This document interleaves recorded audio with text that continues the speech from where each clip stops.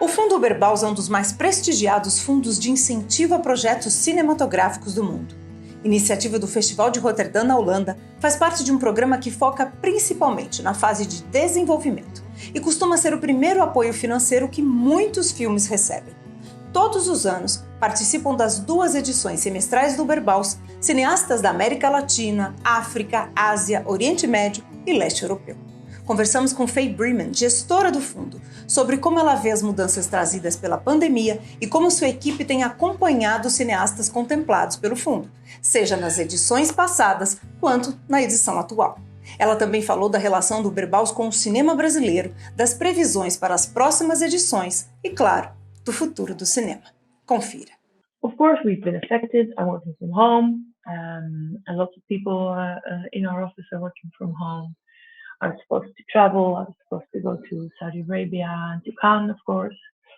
So that's been cancelled. But otherwise, actually, the fund has been able to continue its work as scheduled. Actually, already before this whole situation started, we had decided to have our selection meetings online. So that was a really great coincidence that we'd already arranged for that, so we didn't need to change anything. We've recently announced our script development support and the NFF plus HPF support. Actually, both of them included a Brazilian project, which is great, I think.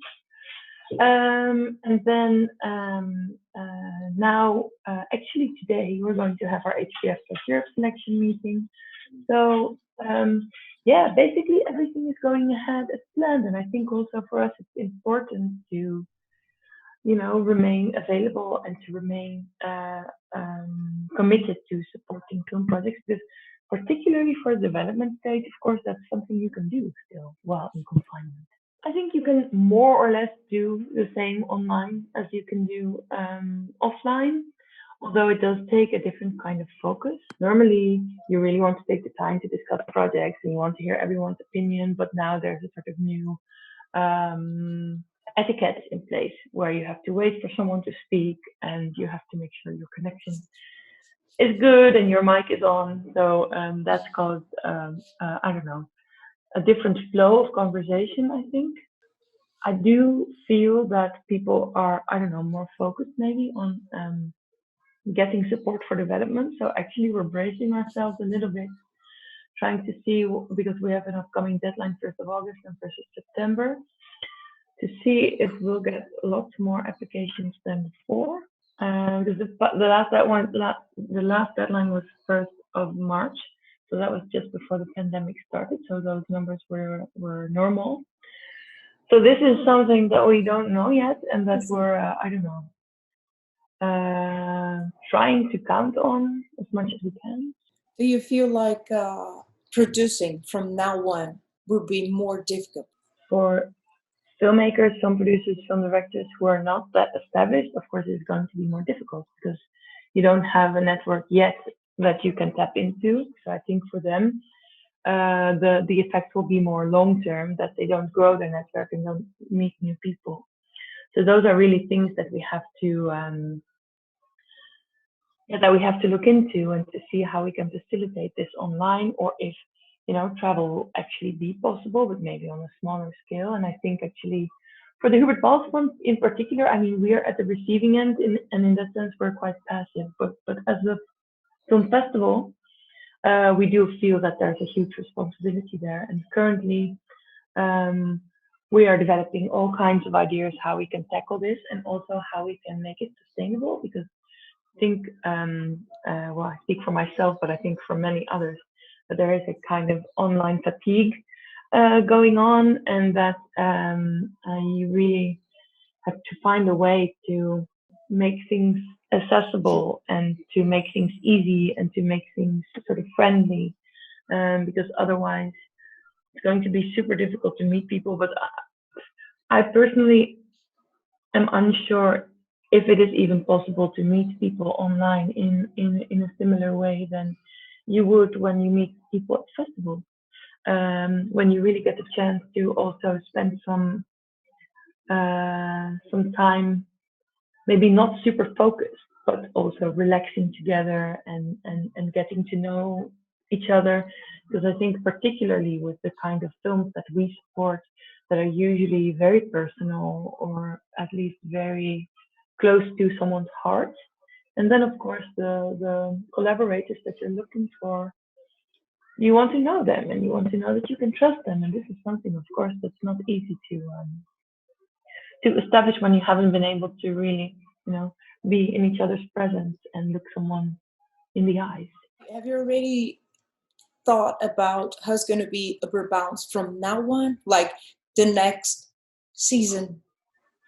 For the long term, it's really difficult to foresee what it's going to look like. I think first of all, we have the commitment to keep doing what we've done, and I think already that's important because from what I heard talking to many filmmakers across the globe is that financing opportunities for films have become much harder. Some funds have closed temporarily.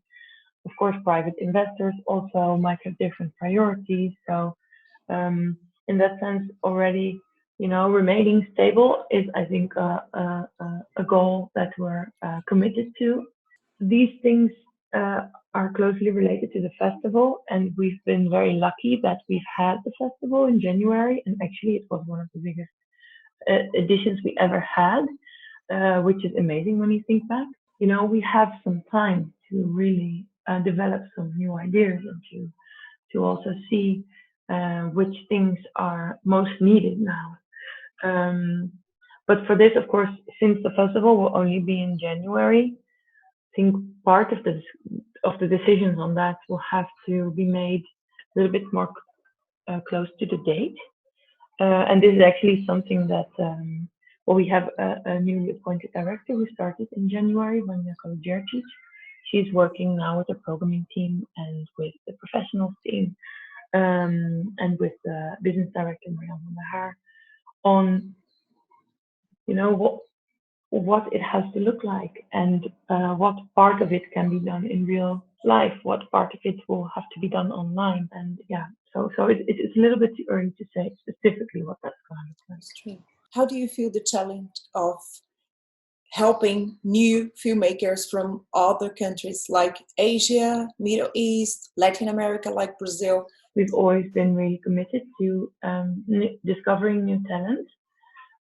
This is also why we have separate schemes for first and second feature filmmakers, bright future, and voices for more established directors. Because we feel we need to look at those two categories of filmmakers separately, and also to give first and second time feature film directors the idea that they're not being compared with more established directors who they might look up to and feel, I don't know, it can feel very daunting to have to compete with them. I mean, what we try to do with the filmmakers that we've supported is to check in every once in a while, see how they're doing, if there's anything they need our advice on, if we can connect them to anyone, or at least point them towards, you know, the places where they can find potential collaborators, particularly from the Netherlands. But it's going to be, I guess, tougher for those first and second time feature filmmakers to make it. And actually, it's not just about the films that are going to be made, but also about films that have been released in the last, say, 7 months. Films that have premiered in Rotterdam, for instance. I mean, this is why in the talk that we have on Thursday, we've invited Arun Kartik, who's not here, premiered in the Tiger competition and it was really well received, but now obviously it's having really a lot of difficulty traveling. And we're very curious about his experience at the We Are One festival, where the film screened on YouTube, which is his collaboration with Global Film Festivals, where actually Nazir was selected by some people from India. So yeah, that's why we're giving him a platform, and the same goes for Alex Piperna from Uruguay, whose film premiered in Forum at the Berlinale. And of course, also that film, The Traveling, stopped So we're actually releasing it on our VOD platform called IFR Unleashed, only in the Benelux, I must say. We're really trying to look across the board where our support is needed, and obviously, we don't have unlimited means, but sometimes small things like that can help, I guess. We hope. For instance, we also had some films that we supported that were part of the official selection, like Memory House from Brazil, but also beginning from Georgia. But we're obviously also getting in touch with those filmmakers to see if we can put them in touch with programmers from the Film Festival in Rotterdam, to see perhaps if we can do something with their films during our festival. That's the kind of thing that we do, try to be a connector in between and see if we can, connect some dots here and there. That's going to be really interesting to see what comes our way for the festival, and also how we're going to arrange it. But these are really challenges that we are still facing, and that's also very dependent on what's going to happen in the next 6 months. How do you see Brazilian film nowadays, and the Brazilian films that were supported by Uberboss? There are several films. And how do you feel the films in Cannes, how they're going to manage to find their way, because they were not premiered, which is a dream for every filmmaker, especially the new ones, the newcomers, the first filmmakers?